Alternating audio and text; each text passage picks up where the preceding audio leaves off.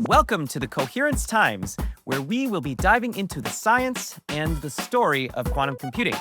I am your host, Ryan Mandelbaum. Every other week, I will be sitting down with researchers, technologists, and thought leaders to unravel the incredible challenges and breakthroughs shaping this generational technology. So, whether you are a tech enthusiast, an industry leader, or just someone who's curious about how quantum computing might change the world, you've come to the right place. So together, we will demystify the concepts, bust the myths, and explore not just how quantum computing works, but how it can work for you. How do you actually build a quantum computer? Today, I will be joined by Oliver Dial, the CTO of IBM Quantum and an IBM Fellow, who will be taking us from the basics of how a quantum computer works all the way to the latest technology and what it will take to realize a quantum computer at scale.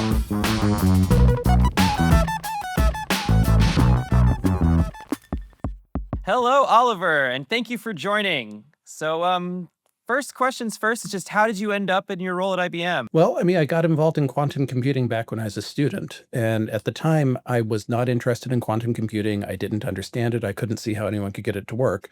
But I was really interested as a physicist in these devices called quantum dots, which are basically little boxes that you can put exactly one electron in them, and you can do experiments on them. You can kind of torture that electron. And it turned out that some of the groups that were nearby were doing early experiments in how you could use quantum dots inside of quantum computers.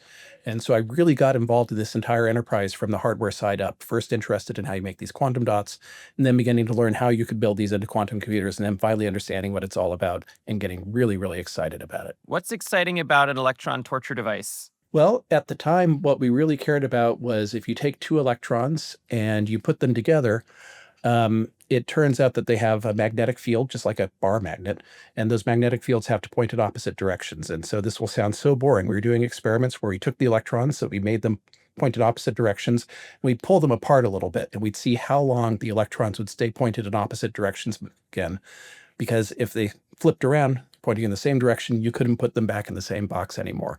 And so we were literally just doing experiments in packing and unpacking electrons. Well, I am intrigued, and we should do an entire episode on quantum dots and have you back. I know a lot of people are excited about quantum computing, but before I think we can explain what quantum computing really is, maybe we need to understand what a computer is. So why don't you explain to me first just what a computer is? Well, a computer is really, at the end of the day, just a big machine for doing arithmetic on numbers. And you can give it a pre-programmed set of steps that it's going to do a series of arithmetic operations on a set of numbers. And I know that sounds super boring, but when you realize that you can represent pictures, when you can represent music, you can represent kind of a video of a cat going around on a vacuum cleaner, all these things as strings of numbers, you begin to get an appreciation for the sorts of things that you can manipulate and do and create with computers. And that's kind of why they become such a big part of our everyday life. Computer is just a math machine. Then isn't a quantum computer just a math machine? How are the two different? Well, it's actually, quantum computer is also just a math machine. It just does a little bit different kind of math. Part of the reason why math machines are so interesting is a lot of the world around us can get described by math. I can describe how a ball flies through the air or how a plane flies through the air. Gosh, the air shows up a lot in my explanation here. Or how I want to optimize how trains go through a train yard. And that's why when I need to design an airplane or simulate a ball flying or optimize a route, like a computer is a great thing to use. But it turns out that if I want to simulate something really tiny, if I want to simulate something where the laws of quantum mechanics are important, like an atom or a chemical or anything like that, the type of math that our normal computers use is really inefficient, and you just can't simulate it well. And that's really important to us because we want to be able to simulate those things because they're so important for materials and for drugs and for all these other things. And so a quantum computer uses the same kinds of math that those little subatomic particles use to do its computation, and that lets it simulate and describe those things efficiently. If I remember correctly, you explained this to me once as a regular computer, like the one that you're listening to the podcast on, is kind of like a bunch of on-off switches that are in a line. Like if one on-off switches, one part of the line can tell the ones later on in the line what to do. And then that's kind of all the math that you can do can be represented just in a series of that. But then quantum computer is different, right? It's as if you have like access to a whole pile of on-off switches in a big circle that can do whatever they want. Yeah, that's pretty good. So a lot of computers represent those numbers as ones and zeros because it's really simple to make electronic circuits that manipulate ones and zeros. The neat thing about quantum mechanics is you can have things that aren't just one or zero, but are someplace in between. They can be sort of 90% one, 10% zero, 30% one, 70% zero. And so all those extra options that these switches can have. So now instead of just being on-off switches, they're sort of more like a joystick where it can point in all kinds of different directions, up, down, side, or forward. The number of positions that these switches can be in is much larger, and it lets you do a much more complicated calculation. So the end of the day is we need to, there's something innate about the hardware of these things that lets us not do that sort of fun joystick math on a classical supercomputer even, right? Yep. Yeah, the rules that let you make these kinds of joystick math things happen, can we use that phrase forever now, joystick math? Sure. The rules that let that happen only really apply to really tiny things that are very well isolated. In fact, to have these rules apply, it has to be something that's been isolated from the rest of the world so that you couldn't even in principle know what the number was. I see. So, and then from my understanding, this is how atoms interact with each other, right? So basically, we need to figure out how to build a computer that can control the properties of an atom and then like store information on, like an atom, I don't know, has electrons that can be at different positions around the atom. So you could say if it's here, then it's equals 5, and it's here, then it equals -6 or something. Exactly, but atoms are sometimes a little bit inconvenient to work with. They're easy to lose, for example, and so a lot of the time, instead of using individual atoms, we'll use individual electrons like I was doing when I was a student, or in the computers that we make at IBM, we use individual little packets of electrical energy. Cool. So what does that actually look like then? Like, well, what does a computer look like compared to what a quantum computer looks like? Well, I mean, if you took it apart and looked inside, that most classical computers that you use are made of microchips, and those have semiconductors inside of them that you can make little valves that can turn on and off electrical currents that you can use to represent ones and zeros, and you can use those valves to control each other. To build those, we use some of the most advanced manufacturing technology that man has ever made because we want to be able to pack a lot of those valves into a chip. And you actually build those up layer by layer by layer in a semiconductor manufacturing plant. Some of the layers will be semiconductors to make the valves. Some of them will be metals to move the currents around. And some of them will be wiring to take the signals out of the chip to go to things like the monitor, to go to the speaker so that you can see your cat at the end of the day. So that's kind of what a conventional computer looks like. And it's kind of hard to imagine that, when we look at the chips in your computers, they have billions of transistors inside of them. And so this manufacturing technology lets you make things that are way more complicated than we ever could, by hand or with a drill press or anything where you have to build it one by one. It's the pinnacle of mass production. So in this instance, this chip thing, it's literally like the on-off switch analogy is you're saying valve, but you just mean like a thing that can open and close that can control the thing ahead of it, right? Yeah, and the word that we're trying to avoid saying is transistor, is what we're building on the chips, but it really is just a valve for turning on and off electricity that's electrically controlled. So you have many of those inside of your computer. Some of them store the numbers, store data. Some of them manipulate the data, the microprocessor, and some of them are responsible for doing things like moving it out to your screen or getting it in from your keyboard. So now that we all can go ahead and build our own computer chips in our backyard. What is the so now a quantum computer? If I need to understand what we're actually controlling here and how that looks to somebody, because I think a lot of people hear quantum computer and they probably still are thinking like test tubes and large hadron colliders and stuff like that, but it doesn't look anything like that. Yeah. So there's lots of different types of quantum computers. And so I'm going to talk a little bit about the ones we built here because they're the ones I know the best. And the kind of neat thing about the ones that we build here is they're built with the same tools that you use to build the computer chips inside of your laptop.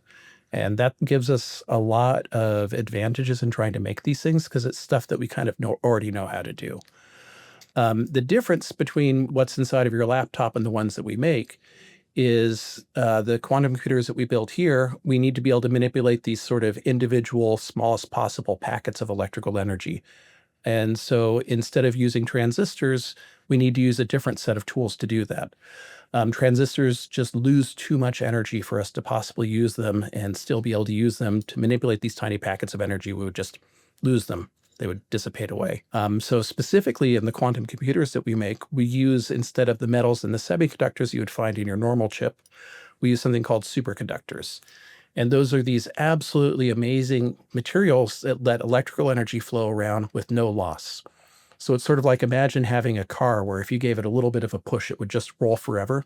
It's the electrical equivalent of that. And it lets us work with these tiny packets of energy without losing them and do a computation. So I think then with these superconductors, maybe people don't realize that there is some like equivalent of friction, right, as current flows through a chip. So it or flows through a wire at all. So in a classical computer, we don't. It's okay, we have this, but we're prepared to have that some sort of heating up. Isn't that why classical computers get hot? Is because Yep. there's a lot of electrical current? Exactly. That's why if you feel your laptop when you're doing something fancy on it, you feel it getting hot, it's because of the energy lost doing this computation. Whereas in an ideal quantum computer, at least as a result of doing the computation, there is no energy loss. Although we still do use a lot of electricity to make it operate. So why does it need to be so a superconductor then it's kind of like this frictionless wire. So what do you need this superconductor for? What is it actually allowing you to do that you can't do classically? Quantum computers looks a little bit different from classical computers in that you sort of do the computation in the same place that you store the data. And we do that in something, we were talking about bits, those switches before. Quantum computer, we also call those qubits. So we need a way to store that tiny bit of electrical energy without ever losing it. And the superconductors give us a way to do that. Cool. And then by storing such small amounts of electricity, we have the ability to do the math. That's the sort of difference. That's one part of it. You also have to have a way of manipulating it. So outside of the qubit itself, we have a whole bunch of extra wires that let us get electrical signals into and out of it, that let us take that little piece of electricity and manipulate it. Let us take that joystick and turn it into different directions. And outside of that, we have a whole bunch of classical computers that generate the signals that make that happen. At the end of the day, your computer that you have in front of you, your laptop, it stores not just the numbers, the data, the picture. It also stores the picture, the program that manipulates that data. It's sort of all bundled together into one piece. For quantum computers, we really have two different parts. We have the quantum computer itself, which stores the data, and we do this quantum calculation on it. But the program is stored in a big classical computer outside of it. And the reason we do it that way is it's really hard for us to make quantum computers. And since the program itself is sort of a classical thing, the easiest and the cheapest way for us to store it is on that classical computer. So it's not so much a standard standalone computer as it is like a coprocessor for a classical computer to do this weird quantum math. Okay, so yeah, I think that makes sense. And then this, I think we'll want to wrap. I'm going to wrap this all up for us in a second. But what does this actually look like? Well, okay, this is kind of the thing that blows my mind the most when I walk into the lab and look at these chips. That the qubits that we make are so big that you can see them with your naked eye. Like if you pick up one of these chips, you can see two little squares on it that are maybe as big as like the tip of your pen. And those squares store the electrical energy that we're talking about. It's one microwave photon if you want to get really serious. And so it's sort of an amazing piece of science that you can have something that's that big that still obeys the rules of quantum mechanics. It's a really surprising thing to me every time I see this. Our chips have many qubits, and so it looks like a regular array of those little rectangles, and you can see wires going between them for us to be able to do the calculation with. So the very core is something that looks like a microchip. Like we got this microchip, except when you look, it's not like a perfectly smooth mirror surface like it looks like on a classical computer because the transistors are so small. But on a quantum computer, it's like you're looking at this regular microchip, but then you kind of squint your eyes and look really closely and you see the individual qubits as these rectangles on the chip wired together. Exactly. And I should say, when I say wired, I don't mean a wire like, what you use to plug your lamp in.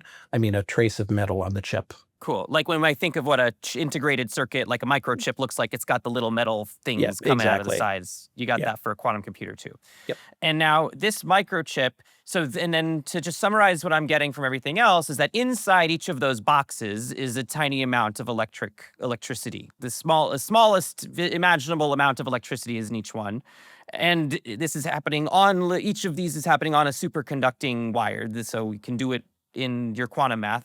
So you have the ability to do that quantum stuff in each side of those boxes. And then the wires that are coming in from the outside are manipulating each of those little electric charges the way that you manipulate a bit on a regular computer. So you're basically doing exactly the same thing you do on a classical computer, but now instead of doing it with transistors, you're just doing it with these different kinds of systems that are interacting. And now because of that, you get new math that you didn't get access to before. Exactly. I hope I explained it as clearly as you did. I think we're all in where everybody who's listening, we all have quantum PhDs thanks to Oliver. Well, and now this is the piece that we've left out, because I think now people are probably thinking, oh, it just looks like my beautiful MacBook, which I know for a fact that it does not look like a MacBook. So it has to be, it has to be in like a refrigerator, right? It has to be cold. Yeah. So there's two reasons why it has to be in a refrigerator. One is superconductivity only works at low temperatures. There's a lot of research going on in trying to figure out how to make superconductors that work at higher and higher temperatures. You may remember articles a few years back about new types of high temperature superconductors. Even those, though, only work at temperatures of around minus 200 degrees Celsius. So high temperature in this world is really, really cold. The superconductors that we use in our chip are not high temperature superconductors because those turn out to be very hard to work with. We typically use exotic materials like aluminum or niobium, which a lot of jewelry is made out of. So I was being a little sarcastic when I said exotic. But those don't superconduct until you get to right around absolute zero. Aluminum superconducts at about 1 degree above absolute zero. And the reason is if it's warm, then all the atoms in the material are shaking around, and that's enough to disturb the electrons enough that they can't reach the superconducting state. So that's one reason why we have it be super cold. The other reason why we have it be super cold is I said we needed to have these little teeny tiny packets of electrical energy. If you're at a warm temperature, a high temperature, the heat can actually make electrical energy. It can actually make photons. And so we need to be cold enough that just the temperature of the chip is not making those photons appear. When you put these two constraints together, we operate our computers at a temperature of about 0.02 degrees above absolute zero, which is so much colder than deep space by so many orders of magnitude, it's ridiculous. It's one of the coldest sort of bulk environments that people know how to make. So let's get colder and colder, 200 degrees below 0 Celsius. I'm assuming some of you who are listening are Fahrenheit people. So this is like walk outside, instantly die cold, right? At 200 degrees Celsius. Below 0 Celsius. Yeah, sorry. So I'm used to working in Kelvin at work, so working in Celsius is a little bit of a stretch for me already. At that temperature, almost everything that is in air becomes a liquid. And so the nitrogen, the oxygen, pretty much everything except the hydrogen turns into a liquid. So if you walked outside in that, you would be swimming before you froze. Sounds like paradise. It's actually kind of fun because it means if you open up one of our computers too quickly, you'll actually see air condensing on the side of it and dripping off, which is a really weird experience. That's I can't imagine that's good for the computer. Yeah, we try not to do that. Yeah. Okay, so and then this is the part that I sometimes struggle with, is that, okay, so we're at temperatures where, like, the difference between 0 Celsius and 1 Celsius is, I can understand that, right? And for Fahrenheit, that's like the difference between 0 and 2 Fahrenheit. It's like these are temperature jumps that make sense. But the difference between absolute 0 and 1 degree above absolute 0, because of the way temperature works, this is actually like an enormous difference, right? Mm-hmm. The way I like to think about it is absolute 0 really is a special number. It's like where everything stops. And so the difference between like 1 and 10 degrees above absolute 0 is a factor of 10 in how much motion there is. So if you wanted to talk about the equivalent thing for room temperature, you'd be talking about the difference between 300 Kelvin, about 22 Celsius, the room you're in, and 3000, which would be like standing inside of an incandescent light bulb. A temperature way hotter than your oven, where most metals other than tungsten would have melted. So, if you look at the ratios of these temperatures, you start to get a feeling for how big these differences are. It's like if you have $100, going to $101 does not seem like a big deal. If you have 1 penny in your pocket, going to $1, 1 cent, that is really important. Yeah, but I think this is good because maybe it's like when we understand temperature is just hot and cold, we're sort of missing something, because what temperature is actually describing is how fast stuff is moving, like particles are moving, right? And so when you're thinking about it that way, and you need to make a place where the particles are essentially moving as little as possible, then suddenly it's a big deal if it's 10 times more. Exactly. You said that this is A, for the superconductor to work, and then B, for keeping these photons out. So can you tell me a bit more about like what the disturbance is? What's the issue? Why is it that we need to keep the noise out of this system? Well, remember, one of the things that we had to have happen for the rules of quantum mechanics to work, for quantum math to be what matters for the system, is that you can't look at it. It's this weird thing where if you're in one of these quantum mechanical states, where the joystick's not pointing just up or down, if you look at it, you snap it back into a classical state. And it's not just a matter of you or me looking at it. It's a matter of, in principle, if anything in the world can find out what those particular qubits are doing, that breaks up the computation. It destroys it. So if we have a whole bunch of light leaking in from the room that can interact with our qubits and tell us what they're doing, that keeps it from being a quantum computer. And so to get that to not happen, we actually build layer after layer after layer of shielding of these. So we're trying to create sort of the coldest, darkest, most isolated environment that you can imagine for these devices to operate in. And then, so we're basically creating like artificial atoms, right? That's a great way of thinking about it, yeah. But now this is interesting. So if you're making these things that can only compute when you're not looking at them, then how do you compute with them if you can't look at them? Well, so the first rule of any kind of quantum computation is you and I, we work in a classical world. And so the information that goes into my computer has to be classical. So I do that by taking these qubits and using my wires to set them up in some states. And the information at the end also has to be classical again. And I do that by sending some extra energy into the computer only at the end of the calculation to deliberately see what these qubits are doing.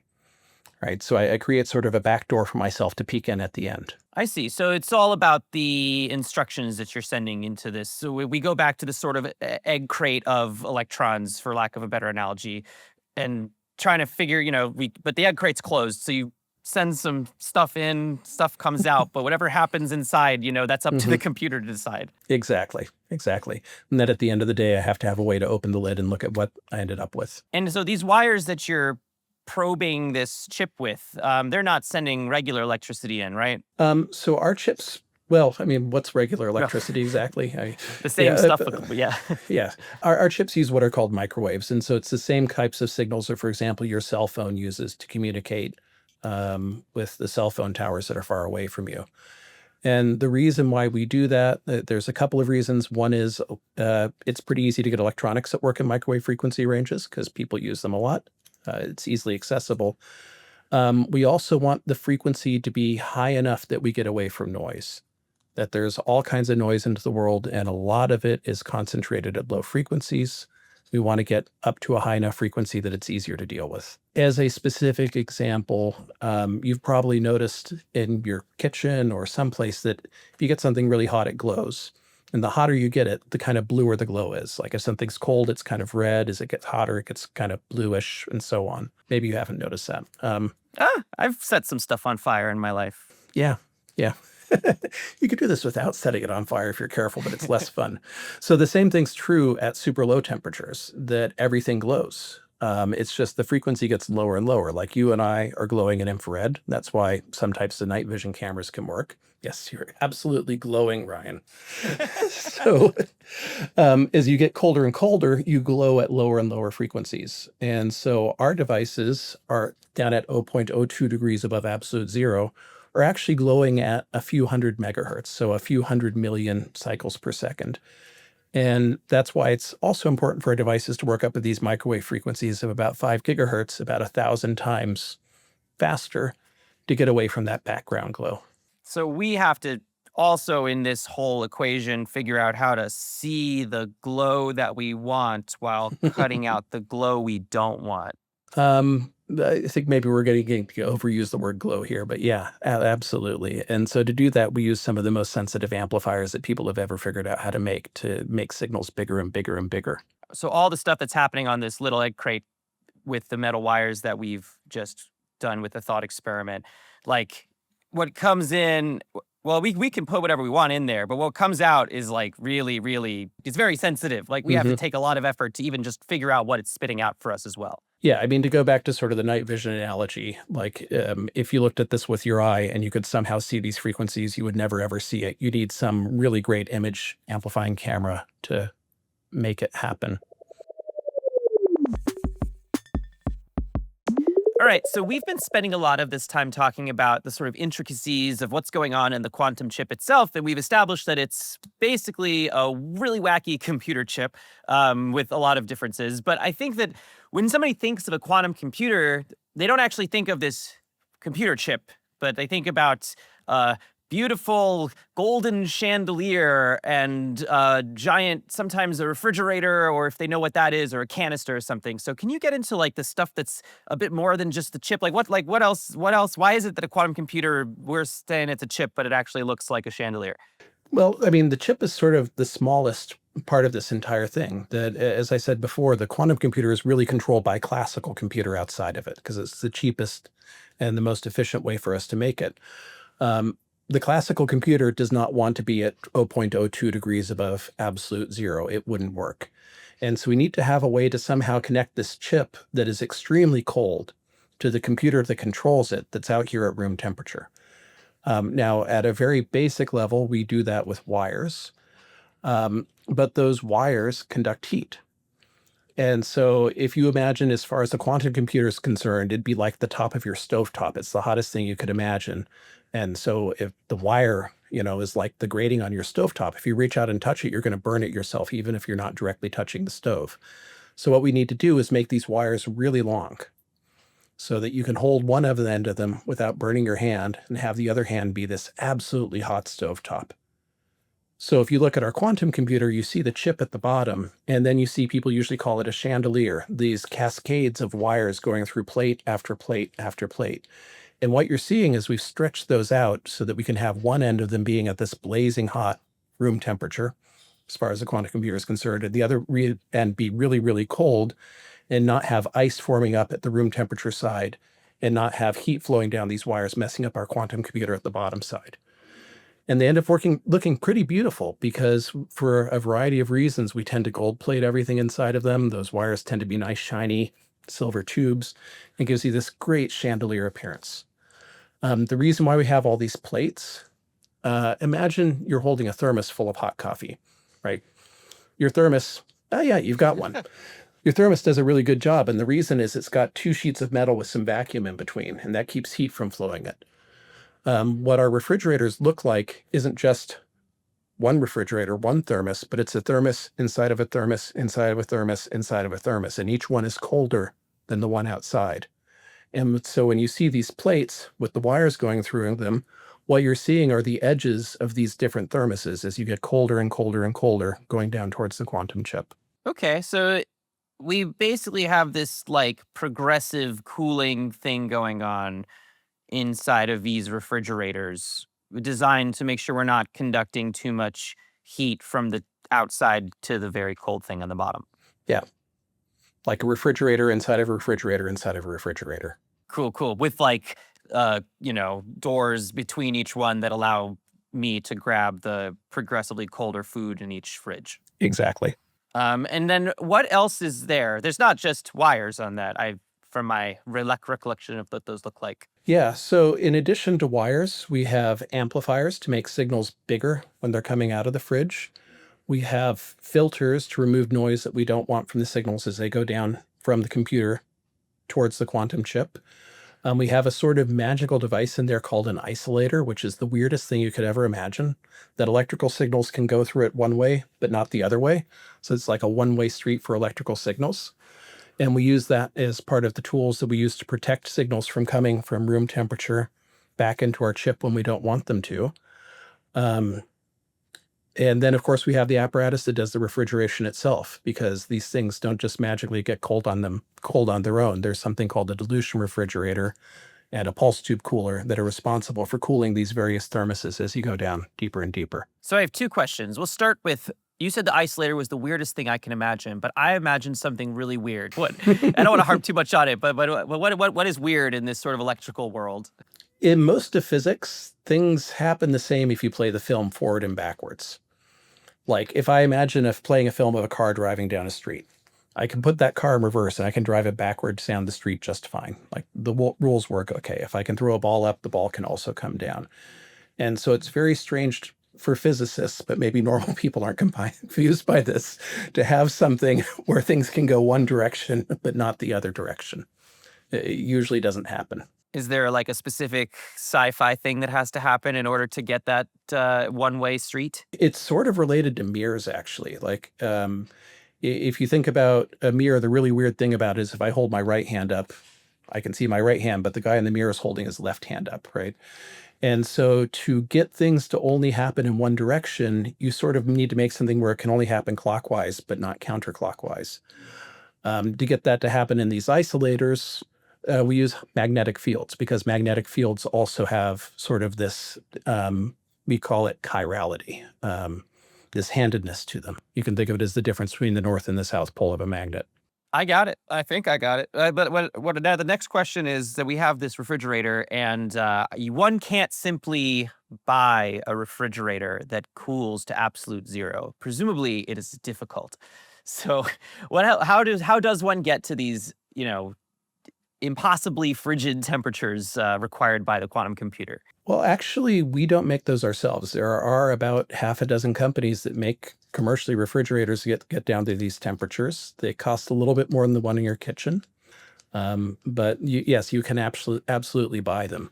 The cooling looks in a lot of ways like the air conditioning in your house. It's just instead of using Freon, or we don't use Freon anymore because that destroys the ozone layer, but instead of using some some chemical, we use helium. What does the helium do? Helium, this is just a really nice thing about it. It's the last gas to turn solid. It can go to lower temperatures than anything else before it freezes. And so for the higher temperature stages, we just take the helium as a liquid and we boil it, for example. For the lower temperature stages, we actually dissolve one type of helium into another type of helium. Why does the dissolving make it colder? This is something I have actually always wondered.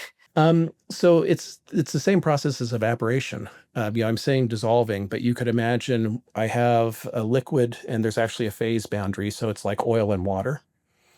And the denser liquid is actually evaporating. Less dense liquid is actually evaporating into the denser liquid. And just like when something evaporates off of your skin, it cools you down a little bit. When this helium-3 evaporates into the helium-4, it also cools it down a little bit. So the quantum computer is sweating, and so there's helium-4 is the air, and helium-3 is my sweat, and it takes with it the hot. Yes, exactly. It's just the most expensive sweat you could ever imagine. So now I think that I don't want to harp 100% on this, but I wanted to end with one other thing, which is that I also know that it's not just the chandelier, that there's actually stuff outside of the quantum computer too, right? So are there any considerations that go into where what you're putting outside of the quantum computer and the classical computers and what it actually is all going to look like wrapped up together? Yeah, so to control it, we need to put microwaves in and get microwaves out. And we have a whole bunch of electrical equipment that looks a lot like the radio in your cell phone. It's just, again, instead of talking to a cell phone tower, it talks to the qubits. It's a little bit more specialized because we need these signals to be very, very precise to get the computation to work. And there's a lot of them because we need one of these little radios for every qubit that we have. The other thing we've been playing with a lot lately, though, that's really fun is what happens if you take a quantum computer and a supercomputer and you use them together. Because at the end of the day, you usually have a problem where the quantum math isn't everything, that there's also a lot of classical math. And so it really seems natural to explore finding ways of dividing up the problem into the quantum part and the classical part. And we don't really know the details of how to do this perfectly yet, but it's a really fun research area. In such a world, the quantum computer might sit next to a classical computer that's tasked with doing some of that stuff, right? Exactly. If I'm not mistaken, there's also just classical computer stuff that's required to run the quantum computer. Yeah, the classical computer holds the program for the quantum computer. And in fact, if you use one of our quantum computers, you can do it over the internet from your laptop. And what you're really doing is sending a program to a classical computer in our building that lives right next to the quantum computer that controls it and gives you the answers back. One final question before I move on to my next exciting topic I want to talk about is just what is the manufacturing stuff, right? Like this can that it's in. I mean, there's so many different weird materials that you need to incorporate in order to make it both able to be really cold, not vibrate at all. Like, it seems like there's a lot of cool, weird stuff that goes into this thing, right? Or is it mainly conventional stuff? It's a mix. For a lot of the pieces, it's the kind of thing that you can make at a machine shop, like these cans. They're just made out of copper. They're big copper cans. For a lot of the electronics, they are made the same way that you would make any other piece of electronics, like our control hardware is made by the same sorts of factories that also make your cell phone or make a Walkman if you still have one of those. In some instances, we have to do something a little bit weird, like we have to ask them to add a material that they wouldn't normally use or change the design a little bit so that it can cool down to low temperatures without breaking. But a lot of it, as far as electronics go, is fairly standard. That having been said, almost every piece is custom. This isn't something that you can just go on Amazon.com and buy. That we have to design it and we send it to these factories that make electronics, and they send it back to us to build these systems with. One of the things that's really exciting that's going on right now is over the next 5 or 6 years, we think our systems are going to get a lot bigger. That right now we build systems of sort of 100 to 1,000 qubits. We think that by the end of this decade, we're going to be making things that are kind of 10,000 to 100,000 qubits. And so that means right now we can be a little bit artisanal, that we can sort of have, okay, you polish this and you have a really skilled person assemble it. And, some guy has to take some dental floss and tie these wires down. To get to these 100,000 qubit numbers, we're really going to have to be moving a little bit less artisanal, a little bit less made by hand to more of a manufacturing environment. And that's a really kind of exciting set of things to be learning how to do. Well, that's actually a perfect segue because this is my next. This is what I wanted to talk about. I mean, the way that we've sort of described this system is rather bespoke. But how do you expect this technology to scale and mature? Like, what do you actually have to do in order to get it into that more just plug and play, make it bigger thing? Well, I think it's going to be a long time before you have a quantum computer. But yeah, sorry, at least not in your physical Darn it. possession. Yeah, I mean, do you really want to maintain these refrigerators and do all this weird stuff? But that's true of a lot of the computing that we use today. Like when you use your AI chatbot, you're actually using this kind of highly advanced AI accelerator that's sitting in a data center someplace that's water cooled, that has all kinds of fancy electronics around it. And it just doesn't matter to you because you're accessing it over the internet. Like somebody else is worrying about the details of keeping this highly complex machine working. And I think, at least for the indefinite future, that's also going to be the way that people are making use of quantum computers. That if we do our job right, it's going to make things better for you, and you will never even realize that it's a quantum computer making that happen for you. That in particular, optimization problems that you want to solve, the Amazon driver will get a little bit faster to your house. We'll be able to make better materials so that you'll have better solar energy, better catalysis, better fuels. And you'll never realize that a quantum computer was even involved in any of these things. So I think it's going to be subtle at first, but the cumulative impact could be huge. Cool. So I'm not going to notice that, but I might notice that a quantum data center is being built across the street. You might. It'll use a lot less electricity than the AI data center getting built down the block, though, which is kind of a nice thing. Well, what do you have to do to build, these? I mean, it just looks like building a data center, right? I mean, I guess what I'm trying to figure out is that just based on what you've described, like how do you go from that, which let's say 100 qubits to in this kind of big metal canister, and now that times if you want 1,000,000 of those, well, then you need 10,000 times 100, right? Is that math? Yeah, so Okay, I hope we yes. don't need 1,000,000. That would be really hard. Look, our plan for getting there at first is to build the system in a way that we describe as modular, that we don't want to try to build a 100,000 qubit computer. It would be really too hard for us to do. What we're going to do is design and build about 1,000-qubit computer, but we're going to make it so that they can be connected together. So if we can design and build 1,000-qubit computer and we connect 10 of those together, we'll have a 10,000-qubit computer. That's about what we're planning on doing in 2029. And so what it ends up looking like is right now, we have this chandelier, this beautiful, wiry thing. It's going to be a series of those connected together to build these larger systems. As far as the data center goes, it gets a little bit specialized. Right now, all the cooling is done individually. Each one of the quantum computers that we put into a data center has its completely own independent refrigeration system. As these systems get bigger, that's going to get impractical. We're actually going to pull the refrigeration system out. So it'll be a little bit more like your house where the air conditioner sits outside of it to cool you down inside of it. So the technologies will change a little bit, but not dramatically. So like I would like walk into a room that was 0 degrees Celsius, absolute zero. Not that big. That we still want to keep the area that we're cooling as small as possible. Energy efficiency is a big concern when we're designing and building these systems. But it'd be more like a walk-in freezer that you can't walk into. Okay, we've got this this quantum data center, which I'm starting to visualize together, a bunch of chandeliers and millions of qubits. And now, is there a way to continue the sort of miniaturization? I mean, just thinking the fact that it was crazy to me to hear that you can actually see the qubits when in my head, you can't see a transistor. So is there a way to miniaturize in that area as well? We hope to.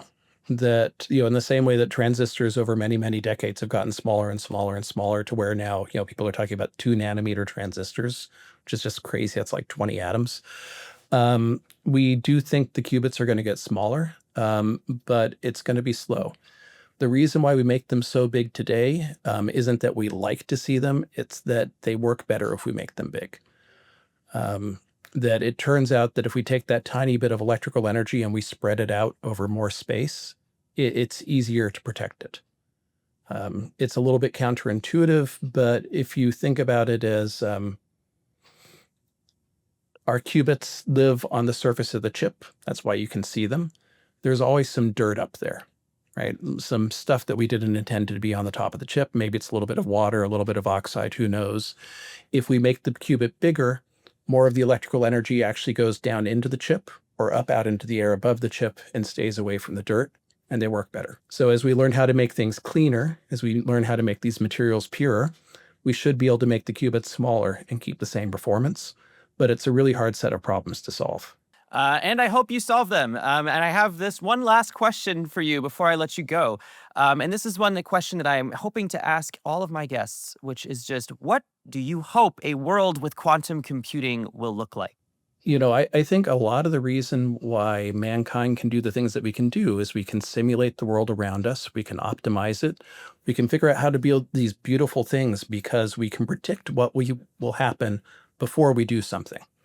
And that's just so important because if you can make that prediction, then you can do the best thing the first time, or at least a very good thing the first time. And so to me, the most exciting thing about quantum computers is that it will open up these entire new areas where we're going to be able to make predictions. We're going to be able to say what's going to happen if we build this chemical the first time before we've actually built it. We'll be able to try drugs much more quickly. We'll be able to develop new materials much more quickly. Maybe we'll even get room temperature superconductors if we can get rid of these refrigerators. And so to me, the most exciting thing about the world of quantum computers is this ability to make, to optimize, and to predict better than we ever could before. And then the last question is just, if you want them to, is there a way that people can follow along with the work that you're doing or the work that IBM Quantum is doing, or learn more about quantum hardware in general? Well, I mean, the first thing is if you're interested in using quantum computers, I mean, we make 10 minutes of time of on our systems available for free to anyone every month. And so you can just go and play with these things. If you want to learn more about it, we have a whole bunch of really pretty interesting and accessible blogs. If you want to get really serious about it, the people that I know that work in this field, they come from a lot of backgrounds, but they mostly studied physics, they studied mathematics, they studied computer science, they studied electrical engineering. Any of those things are a great way to get involved with this field much more deeply. Awesome. Well, thank you so much for your time, Oliver. This was really fun, and I will be seeing you, I'm sure. That's it for this episode of the Coherence Times.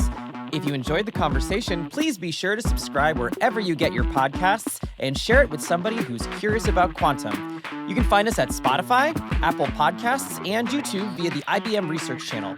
And for more episodes, resources, and deep dives, please visit us at ibm.com/think/podcasts. I'm Ryan Mandelbaum. Thank you for tuning in. And remember, the quantum future isn't just coming, we're building it right now.